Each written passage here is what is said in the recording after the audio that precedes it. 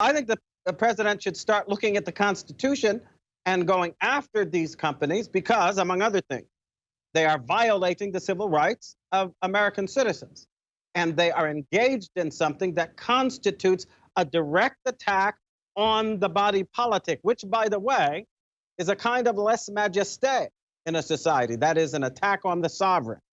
Because when the people are acting in their capacity as citizens to prepare for voting and to go to vote, they need that information. They need that free communication. The founders identified it as vital that they should be able freely to communicate and have access to available information. So the system is attacking we the people. They're saying we're not worth it, we're not good, don't let us communicate, the elites know best. The president should start bringing suit, first of all, against these companies. By suit, I mean he should develop cases that prosecute them for violations of the law. I would put it under the civil rights attribute, first of all. After all, if it is wrong to discriminate against people, viewpoint discrimination, whatever, in public facilities and to lunch counters based on race and so forth and so on. You had to make an argument to make all that into civil rights. You don't have to make an argument to make it into civil rights when it comes to the activity of people acting as citizens. It's right there in the First Amendment. With great power comes great responsibility, as Spider-Man says. Speaking of great power and great responsibility, we're joined by the former head U.S. ambassador to the United Nations, Alan Keyes, who I've really been wanting to get on the show more often. We're really glad to have him from his great TV studios. I don't know if it's in New York or Maryland or Tennessee. He's got them all over the place. But he's a best-selling author, American conservative political activist, pundit, and former ambassador, doctoral graduate of Harvard University. His family are great patriots. IMTV.us, loyal to liberty.com. I'm just going to stop right there. And just because we've got a bunch of topics I want to cover with him, the abandonment of natural law, the neglect of constitutional authority. But I want to just ask him, as a historian and as a father and as a patriot who's lived a lot of years and seen a lot since the Reagan administration, what would you call, sir, this period in history that we're in right now? Well, I think we have come to the crisis of American self-government, a crisis that was predicted really since the very beginning. The founders were thinking about this kind of crisis when they were putting the Constitution together. We had one crisis that they were assuming would come during the course of the Civil War. I think this is now a crisis that looms over us. It would have come earlier, I think, because there was a period during the course of the 20th century when the advances of communism and Nazism and all these other forms of socialist totalitarian tyranny were marching through European societies and were putting pressure on all of the Western countries, including those like the United States and to a certain extent Great Britain, that were the fruits of the Enlightenment thinking that then led to the surge of self-government, of by and for the people, as Lincoln put it.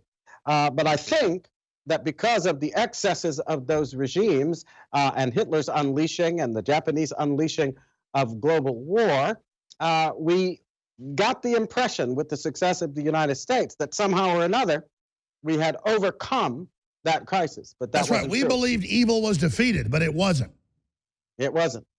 I think in point of fact, it was poised in a different way because a lot of the underlying philosophy that had fed the rise amongst the elites in Europe of various forms of totalitarian-minded socialism and what we now understand to be fascism, Nazism, and so forth and so on, the collective and repressive totalitarian form of government that essentially sees an elite taking charge in the name of some utopian vision of the future, moving in one direction or another, but in a way that represses all the ideas of God-endowed unalienable right, human Why does it always produce nightmares? It never produces anything good. It has never produced anything good. In fact, it has produced what I fear will be the end result of what is happening to us right now. The first thing it produces is massive death, because you have entered into a period where people adopt a very literal understanding of the ends justify the means. And the ends often are ends that require that you essentially cleanse the population. You know, we talked about ethnic cleansing. This is ideological cleansing. And I think a lot of the things that are now being put in place. Oh, we're going through. Big tech is just, they've announced social credit scores on Twitter. And if you're a, quote, racist, you don't get health care in the UK. It's absolutely dangerous. It's like textbook. See, I think one of the things that we absolutely have to start to focus on, particularly among grassroots Americans, because we're under a full front assault on everywhere you look. We're in a war coming at us. But I think they have one main and serious objective. And that main and serious objective is to undermine our confidence in the underlying premise of our way of life. They want to demoralize us. Their main mission is demoralization. Rights, and they mean to get rid of it. So how do we stop? I totally agree. They want to demoralize us. How do we stop that? Well, the first thing you do if you want to avoid being demoralized is you focus. You focus on what is the essential point. Because when you're faced with that kind of an assault, part of the assault is just to distract you from the main point of the assault. Exactly. And decide what that main point is.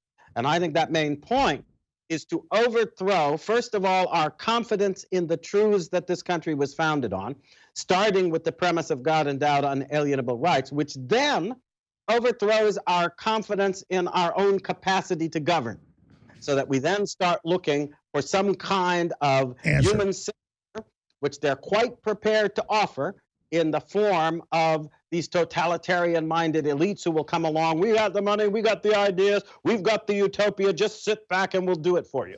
Bloomberg says, he goes, I'll run your life, just give me power. Well, that's what we're looking at. But they're also, I think, mobilizing to box us in. And I think that's part of what, if you think through the whys and wherefores, let's assume for a moment that what's going on with the coronavirus is part of this kind of thinking, is one of the fronts on which we're being assaulted. It's the front that's pressuring us not to look at our way of life, but simply to fear for our lives. And in fearing for our lives, to look around for anything that will relieve that and fear. Give up our way of life. Regimentation of our whole way of life. Wow. I tell you, Alan Keyes, you got to get on the show more. When we come back, then let's get into whatever topics you want to cover. I know you sent me some notes, the abandonment of natural law, scientific and moral. What is natural law? Let's talk about that. Growing secession movement proves Americans fed up with dim policies. Conservative Oregon continues, may join Idaho. The secret life of Wisconsin kids. Dwayne Wade says son knew he was transgender at the age of 3. Good news, law penalizing misgendering with hefty fine may be challenged. It's all coming up with former ambassador to the United Nations from the U.S., Alan Keyes, here on this live Global Friday transmission that only exists because of your incredible support and your prayers. I mean, it's so simple, folks. I just want to stay in the fight. I don't fear death, imprisonment, any of it. I just fear not being able to fight. And the fact that you back us and the fact that you support us, the fact that you give us your word of mouth is everything. So I want to thank the listeners. Don't thank me. I thank you. We'll be right back. Well, we have Ronald Reagan's appointment, Ambassador to Economic and Social Council of the United Nations, and he's been fighting the tyrants. Well, before that, never since. Alan Keyes is here. When I go to CPAC next week, hopefully he can guest host with us at least one day. We're working on that right now, but he's here with us. I want to get into the topics he wants to cover, but I just had to ask him. We're all honest here. The pros and cons of Trump, the fake impeachment failed, but him allowing big tech to surveil, not just censor, and to bring in Chinese social credit scores, I believe it's President Trump's biggest failing as an American birthright is just torn away from us, and he lets big tech do this. I just don't know what to say at this point. I mean, can you speak to what your views are on Trump and his positives, his failings? Because we're obviously not in a culture of just supporting the president. I mean, he obviously doesn't understand the problems, or for some reason he's not dealing with them. What do you think? Well, I think part of the problem is that we don't have the habit of presenting these things in their right perspective. What particularly shocked me about President Trump was that when they threatened to censor his Twitter account, he didn't get the point of it, which is not that he was being threatened as an individual, but that the President of the United States was being told that he was not going to be allowed to communicate with the American people. That's not an attack on Exactly. He never gets the power of the office. He keeps thinking it's about him, which isn't a bad thing. I love Trump, but yeah, no, it's the office. Yes, I'm not talking about the office. Okay, explain to me. The fact that this is a government of, by, and for the people. That the president So is the people elected him, and they're silencing the people's representative. If he can't communicate with the people, that's step number one. That's a direct attack on the body politic. If they can't communicate with one another, that's a direct attack on the body politic. And that was considered, by the way, by our founders to be so serious that if you had behavior characterized by that kind of an attack from officials in the government, that was a high crime and misdemeanor. We are now getting it from private corporations who have been offering public accommodations to lure people in and make billions of dollars for themselves. And let people invest in them and promote their platforms. Position to attack the body politic in its most vital function, which is to exercise the sovereign power of election that determines who's going to sit in what office. But the only way you can do that properly is to be informed. And they are now trying to control. So what do we do with election suppression, voter suppression? What do you think the president should do? Well, I think the president should start looking at the Constitution and going after these companies because, among other things, they are violating the civil rights of American citizens. And they are engaged in something that constitutes a direct attack on the body politic, which, by the way, is a kind of lèse majesté in a society. That is an attack on the sovereign. Because when the people are acting in their capacity as citizens to prepare for voting and to go to vote, they need that information. They need that free communication. The founders identified it as vital that they should be able freely to communicate and have access to available information. So the system is attacking we the people. They're saying we're not worth it. We're not good. Don't let us communicate. The elites know best. Well, it doesn't matter what they're saying because we live under a constitution in which No, I understand what they're doing is illegal and wrong. I'm saying the outrage of what big tech is saying. Why do you think Trump has missed this most fundamental issue? Because he's not seeing it in terms of its attack. We talk about these issues as if they are simply issues of individuals' right. It is an individual right, right? Because all our rights have to be exercised. But collectively, we're being denied the right to communicate in the commerce of ideas. What they're doing actually implies the overthrow of our government. That's what it implies. Then I'll stop interrupting. Quantify it. I know you're a smart guy. Quantify it then. Quantify it. I think it's easily quantifiable.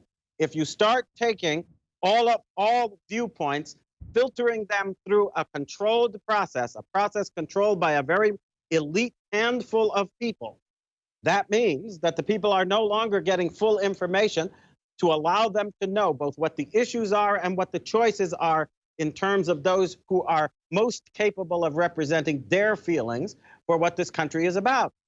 Once you have done that to any degree, you have already overthrown the process itself that the Constitution intends to establish. Exactly. So an iron curtain of control has come in. Was put in there in the first place. So what do we do about the iron curtain of control? What should the president do? The president should start bringing suit, first of all, against these companies. By suit, I mean he should develop cases that prosecute them for violations of the law. I would put it under the civil rights attribute, first of all. After all, if it is wrong to discriminate against people, viewpoint discrimination, whatever, in public facilities and to lunch counters based on race and so forth and so on, you had to make an argument to make all that into civil rights. You don't have to make an argument to make it into civil rights when it comes to the activity of people acting as citizens. It's right there in the First Amendment. You're absolutely right. And it really is a unification of everybody's rights that are being violated. This is the big unifier of our ability to talk to each other. They're trying to block it. This is a rape of the people. That's right, but it's not being presented as that. See, they're presenting it as this individual that they can try to attack and characterize as crazy. And we even got a white paper from a major university saying, ban Jones first, it'll make it about an individual, then they won't organize as a group. It actually says that, George Washington University. See, that's why I believe that the key to it is to wake people up to the fact that this is an attack on the form of government, which is a form of government meant to guarantee the ultimate say of the people as a whole. They are tearing it down. I saw an article that had been published by some professor from Marquette University just today or yesterday, in which they were saying about the democratic process. Now think of it, the Democrat primaries, this woman is saying they should be decided by an elite group consisting of politicians. That means to say that Politburo. By turning over elections to the chief swamp leaders. That doesn't make any sense. But it shows a will to confine government and decision-making, to take it out of the hands of the people, so that, as Nancy Pelosi said several years ago, elections won't matter so much. That's what they're after. Well, Alan Keyes, I've interviewed a lot of people, but you've got to be probably the smartest. You're absolutely right. And the way you quantify and boil it all down to what it is, it's just naked tyranny. And Trump makes it about, oh, this individual got banned, that one got banned, or, oh, it's a company's right. No, they're companies in unison working together to suppress certain groups. Well, that's fundamentally un-American and must be defeated. We got 30 seconds to break. Oh. But you should come back. When you host next week, you've got to just do a message to the president, because he gets messages from the show, and the president's a smart guy, but he's so corporate. He just thinks, well, companies can do what they want. He doesn't get they're colluding, they're linking together, they've got AI watching people. It's just so illegal. It's so evil. Alan Keyes is our guest, former ambassador to the UN from the U.S. We're going to get into the neglect of constitutional authority and the abandonment of natural law and a bunch of stories he wants to cover straight ahead. Stay with us and tell folks to tune in right now. That's how we break the censorship blockades. Man, former ambassador to the UN from the U.S., Alan Keyes, best-selling author, knows his stuff. LoyalToLiberty.com, IMTV.us. So I've been interrupting a lot just because he's absolutely on target. I'm trying to interject my points because I know Trump's wrong. I know that if the mafia, whether they be whatever mafia, Dixie Mafia, Italian Mafia, Mexican Mafia, Chinese Mafia, whatever, was the Scientologists, if they were trying to suppress speech like this, they get in trouble. But it's big tech in live time saying, we're watching you, we're going to control you. The president must take action. But let's get into the neglect of constitutional authority and the abandonment of natural law, what is natural law, and some of these stories you sent me with Ambassador Alan Keyes. Please continue. Well, one of the things that I sent the stories over for was to illustrate a point that I think we've been talking about, which is that we have a tendency as Americans to look at things in individual terms and to forget that the attack that's taking place is an attack that's taking place on the very foundation of our form of government and our way of life.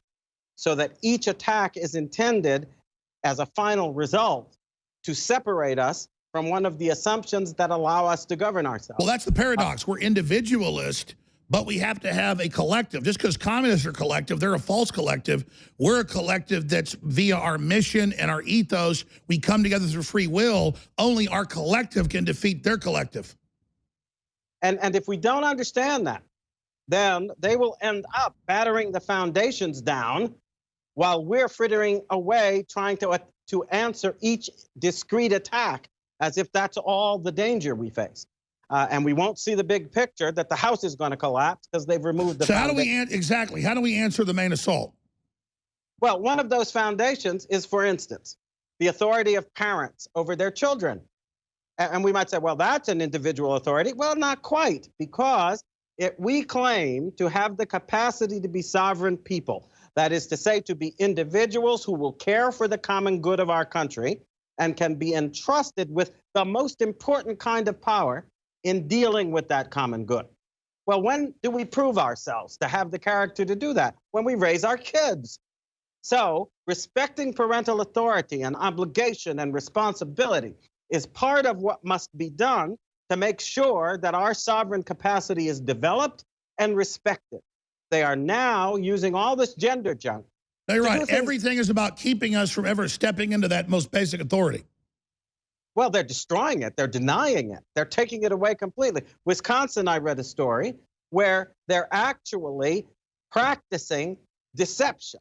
They're telling parents, they're not telling parents that their children are going to school and being encouraged first and then aided and abetted in adopting a different gender identity that they never tell the parents about. Imagine that. And they're It's unbelievable. It's not just physical rape. It's spiritual and psychological rape. And then you've probably talked a lot about these efforts to promote transgender story hours and all of this sort of stuff. What's that really about? What it's really about is turning the children over to these folks who are essentially grooming them to no longer accept the authority of their parents or the reasonable authority of science or anything else in society, to follow their whims. And people who follow their whims can then be manipulated by those same whims. And therefore, you are actually empowering the government to fashion little automatons. It truly is monstrous. Of these kinds of satisfactions. So continuing along this line then. Well, you see, I think that when you allow that to happen, you're essentially grooming future generations, not only to be the playthings of people of power. That, I think, is obviously true, and it's part of the crisis, the moral crisis that generates so much indignation about all of this. But you're also grooming them to essentially rely on the government's formation of their own sense of who they are. A sense that, by the way, is not supported by science, not supported by objective fact, and therefore they'll be entirely dependent on government fiat, government laws, government support to support the fantasy identity that they've created for themselves. That's right. Only government can enforce the fantasy land. Say again? Only government and the state can enforce the fantasy land. That's right. And once you put them in that position, they become entirely dependent on government for the fundamental sense of their own worth. Who came up, Dr. Keys, with a diabolical plan like this? I mean, we know it's the Tavistock Institute, but man, this is so diabolical. Well, it's diabolical, but it's also kind of, what's the word? Commonplace in history. You identify the means whereby you can manipulate people. The best example I think that we all appreciate is getting people addicted to drugs. Well, you're getting people addicted to, say, sexual pleasures related to sexual fantasies that have nothing to do with the objective responsibilities, obligations, and character required to lead a life. Yeah, that so they people give up their whole identity and their whole world to whatever perversion. That perversion becomes all they care about. Well, they don't care about the rest of the world, so now other people can be history's actors. Well, other people, meaning a handful of folks who have amassed enough power, enough money, enough control over government institutions to dictate the environment in which they operate. And then, as I say, give or receive the opportunities they'll have to satisfy their fantasies. And once you put them in that position, they become utterly dependent on the supplier. And since the supplier of this opportunity is government, it has no natural basis. They're going to become essentially slaves of the government. It is like a weird fever dream, hallucination, what the left does. They're so unhappy, they just attack bedrock of civilization and God's system. It really is satanic.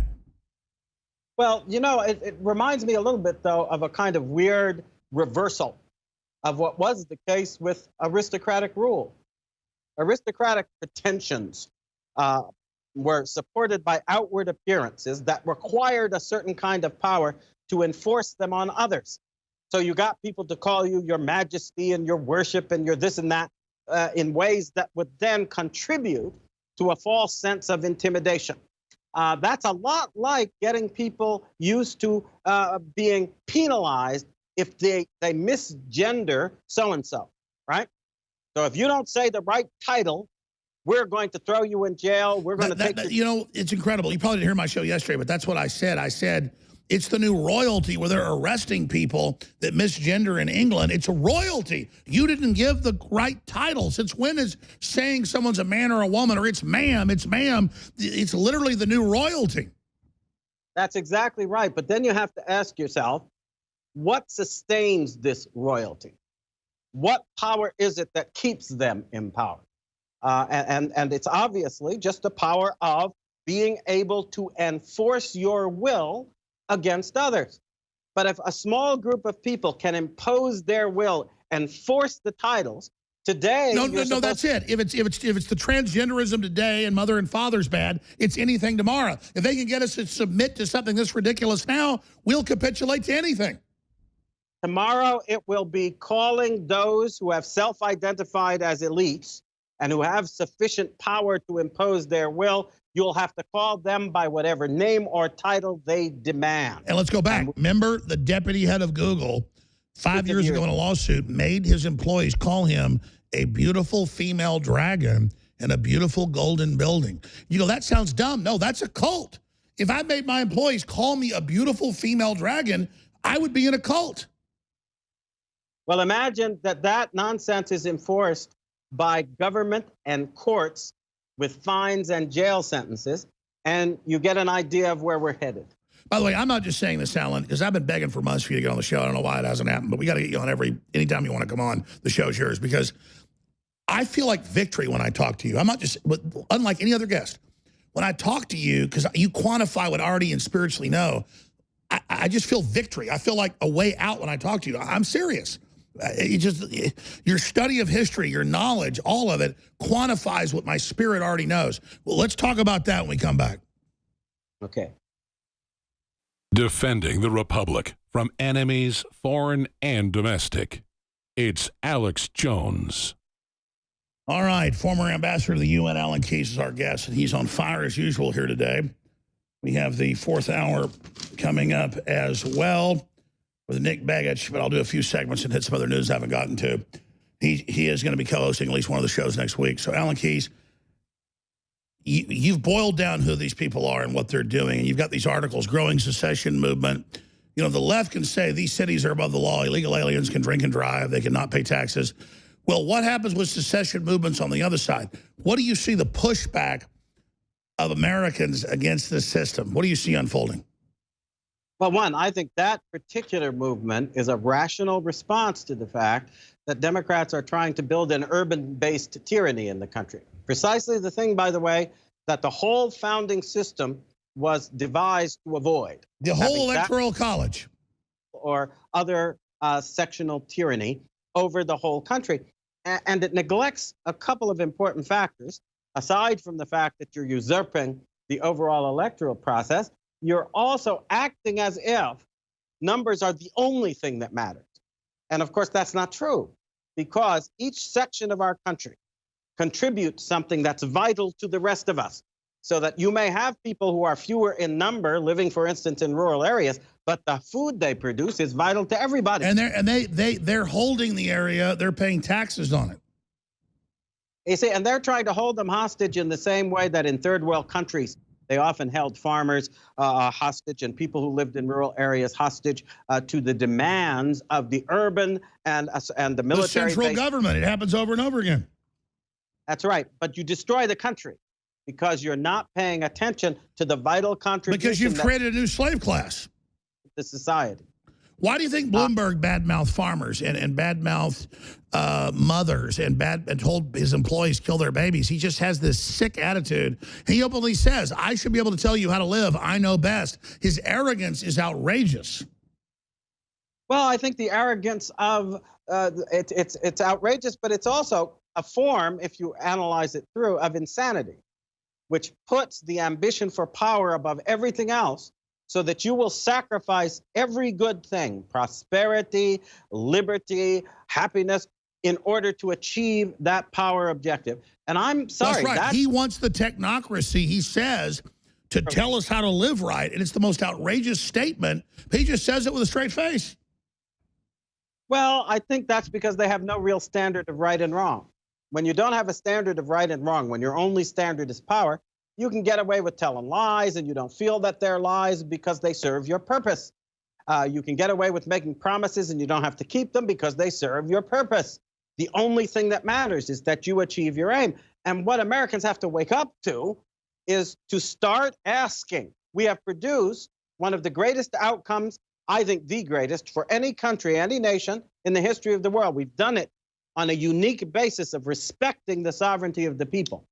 The attack that matters most is the attack on that sovereignty, which depends on two things: our own character and the authority of Almighty God, which was acknowledged at the beginning as a substitute for the notion that the only standard is the will of the strongest. So let's talk about that other topic you wanted to get into. What is natural law?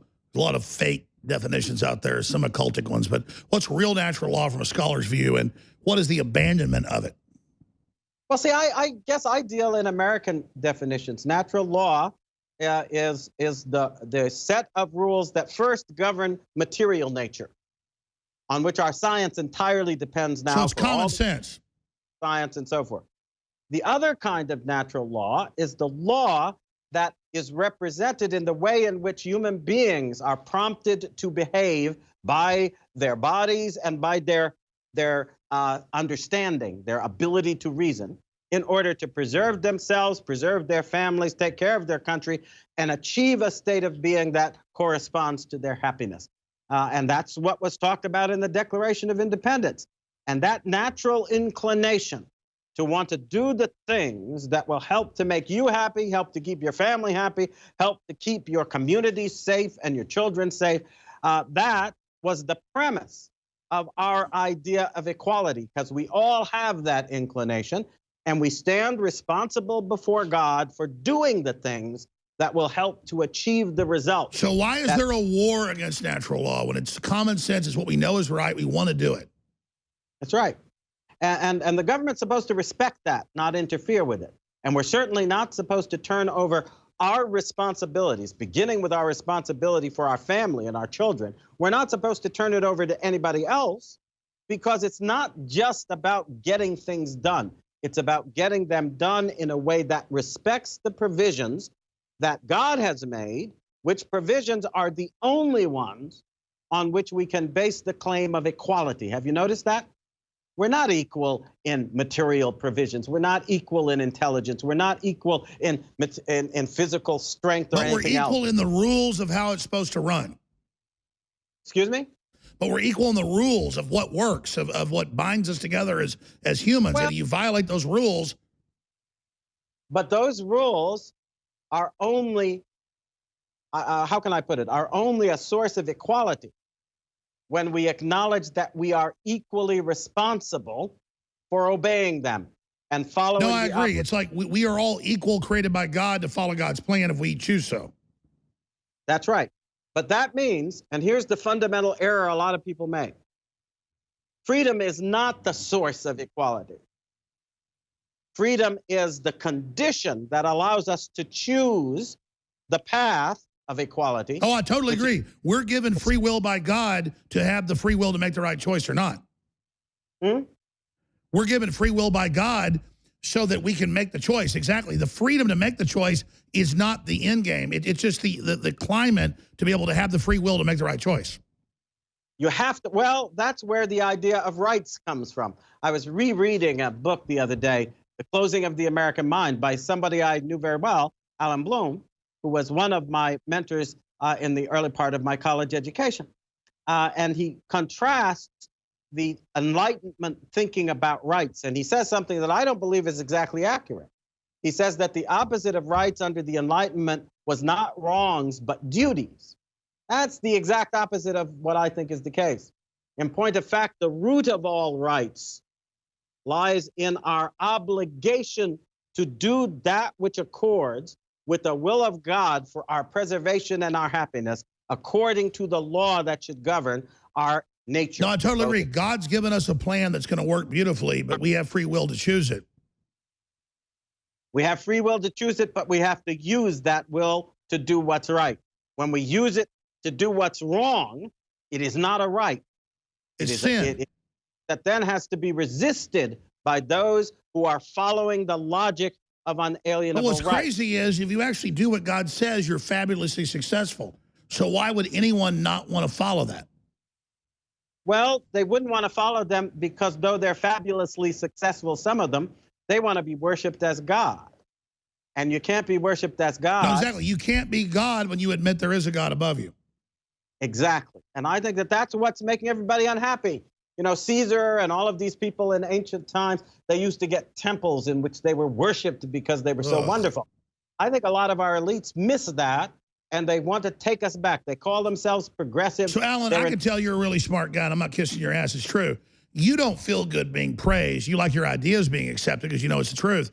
But I don't like being praised as a god, but I see elitists, so-called elitists, they love it. They go to award ceremonies and they believe it. And it's like, exactly, why would you want a temple built to yourself? It seems, compared to God, you feel pathetic doing that. But see, they think they're God.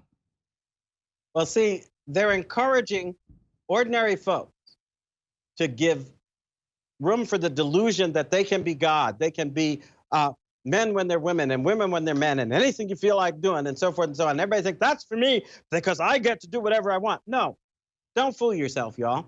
They're saying you can do anything you want, knowing that's not true, so that they can do anything they have the power to do, knowing that right now they have the power to do pretty much anything they please to you. Which world do you want to live in? Because I think it's crazy to go into the world these people are. No, you just said on. it. Going with God's plan gives you defense mechanisms and systems that protect you. If they convince you to abandon that, you've been opened up for an attack. The hedge of protection has been dropped by people that know the natural law. They're just getting you to abandon it so they can dominate you. Well, I think that's true. And we have to know that that hedge of protection is not theoretical. It's actually the confidence that comes from believing that you are walking the path of right and that other people of right mind will stay with you. That's what made the New Model Army successful when the Cromwell revolted against the aristocrats. Let's talk about Cromwell, the Lord High Protector, defender of the faith. We're back in 2 minutes. Final segment with Alan Keyes. Stay with us. Look, you don't have to be a rocket scientist to know everything Hollywood and the left pushes is systems to hurt people. What type of establishment would come up with something like that? How would you, try to hurt people and turn them against each other and cut them off from God? Well, they're serving the devil. The devil's real. Alan Keyes, former ambassador to the UN, has been with us. He's going to be hosting one of the days next week at least. We really appreciate him being with us. LoyalToLiberty.com. In the 4 or 5 minutes we have left here, what else do you want to put out today and put out to the president and others about where you see us in time and space? Well, the first thing I want to say, Alex, is I want to thank you because I think you have been encouraging people to think strategically. And people think that that means, oh, wars and so forth, and it does in a way. But it's closely allied to what they stigmatize as conspiracy thinking. Well, what is conspiracy thinking? It's the thinking that's done by people who think that others are out to get them. What does a general always think like? He always thinks that the enemy's out to get him. What is strategy? The way a general thinks. So I think that people need to be encouraged to do what you do. Look ahead, think strategically, and realize that a hill can be a nice place to have a picnic, or it can be a place where you put the cannon with which you're going to destroy the people. And I think we're no longer thinking strategically as a people, and we need to, about every problem. Well, that's right. We've been taught to just trust whatever we're being given. Oh, don't say mother and father. We're going to have some men dressed up like clowns come have your kids bounce on their knee. And just don't think strategically. Don't think why they're doing that. Obviously, they're pedophiles. Obviously, they're grooming people. They say they are. I mean, it's not even like strategic. It's like just seeing what's in front of you and not behaving like dodo birds. Well, I think that that's what strategy is about in a way. And part of the advantage that I believe Christianity gave to people over the centuries was that it posited an adversary who's out to get you every minute of the day if you don't pay attention first to the rules that govern your own safety. Be loving, be good, be strong. Exactly. So I think that that's a great gift that you give.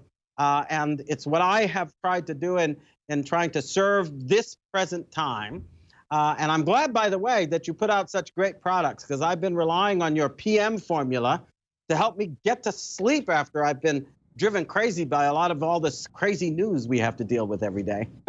Well, Dr. Alan Keyes, we love you, and we're really looking forward to you. As much as you want to co-host, I've been really trying to get you on the show, and I got your studios set up and your own shows doing great. Spend the last minute and a half we have telling folks about things that Dr. Alan Keyes is doing, where they find you, the shows you're doing. Well, they can find me at Brighteon.com on the IAMTV channel, IAMTV channel. And you can get that just by typing that in when you go there. We've been producing a lot of shows on a whole range of subjects, but they all have one purpose.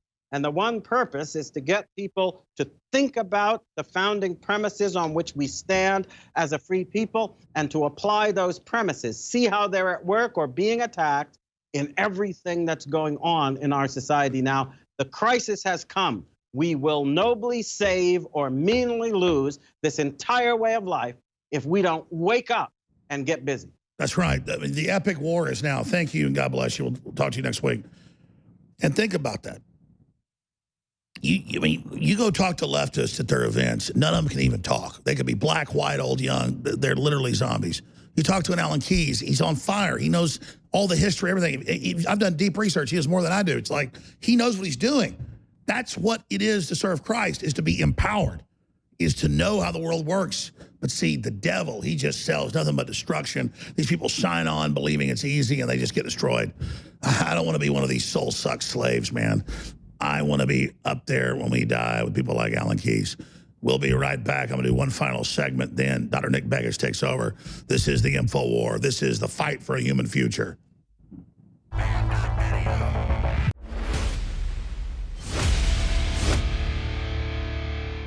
I promote high-quality storable foods because the safest place is where you have good, clean water, which is good water filtration. You can take an Alexa Pure or Pro Pure. We both sell at the best, lowest prices at InfoWarsStore.com that ship to you in hours after you order them. They have a great supply of those. And you can go to a pond, a lake. You can get contaminated tap water. You don't trust the government. You don't trust the system. You run it right through that, and it produces dozens and dozens and dozens of gallons a day. It's their smaller basic unit. And you take storable food. Why do I have firearms? Why do I know how to use firearms? Why do I have communications?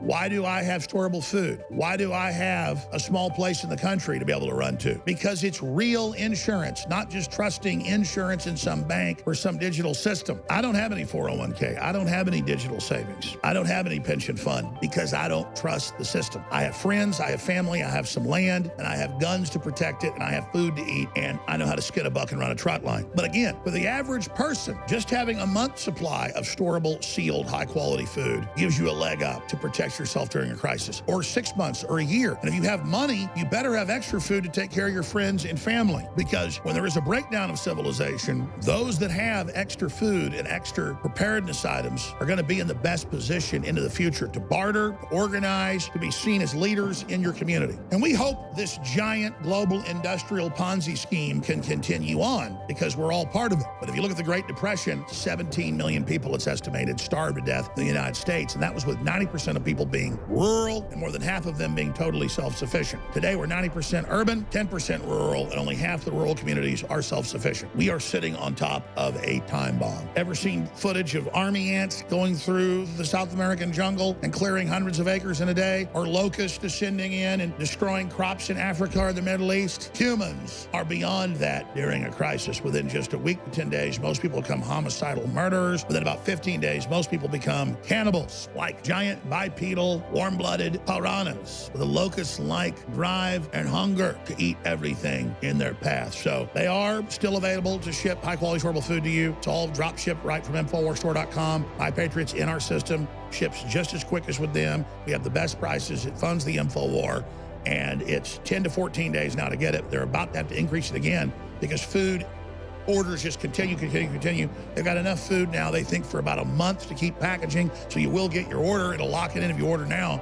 But in the future, they may run out, even though they were positioned to be there during a real crisis, and their mission is really to supply the people. This is so serious, they may run out soon as well. So take action now, InfoWarsStore.com.